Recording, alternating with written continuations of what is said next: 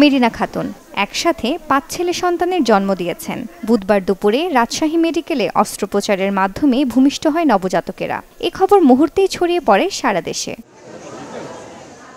২৮ বছর বয়সী মেরিনা এ নিয়ে তৃতীয় দফায় মা হয়েছেন। তিনি এবং তার ৫ নবজাতক সুস্থ আছে বলে জানিয়েছেন চিকিৎসক। আসলে বিরল ঘটনা বললে ভুল হবে, বরং আমরা এটাকে বলি যে একটি কম ঘটে এ ধরনের একটি ঘটনা, একটু অস্বাভাবিক ঘটনা। মেডিকেল সায়েন্সে যমজ বা আমাদের ভাষায় ট্রিপলেট বা কোয়াড্রাপ্লেট, পেন্টাপ্লেট এই ঘটনাগুলো হয়েই থাকে। এটা যেমন একটা পেন্টাপ্লেটের ঘটনা। কিন্তু বিষয়টা হলো এই মহিলা যদি আমরা হিস্ট্রিটা নিই তাহলে দেখা যায় তার কিন্তু আগে দুটা বাচ্চা আছে, 13 বছর এবং 10 বছর বয়সী দুটা মেয়ে, এবং এই দুটি বাচ্চা স্বাভাবিকভাবে একজন করেই হয়েছে।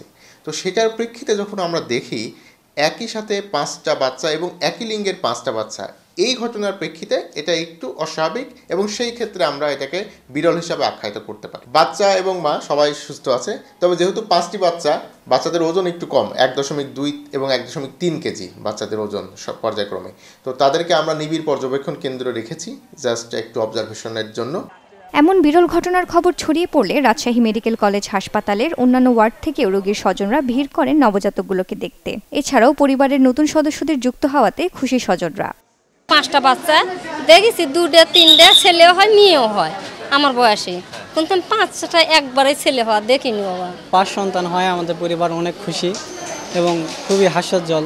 মানে আমার বরাবর কোনো মেয়ে ছেলে ছিল না, সে ছেলে আশা করছিল, একবারে 5 ছেলে হয়েছে, সে অত্যন্ত খুশি। এবং আপনারা যারা দেখছেন সবাই দোয়া করবেন তারা যেন ভালো থাকে।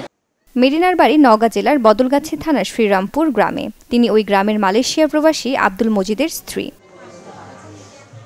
5 নবজাতকের জননী মেরিনার আরও 2টি কন্যা সন্তান রয়েছে।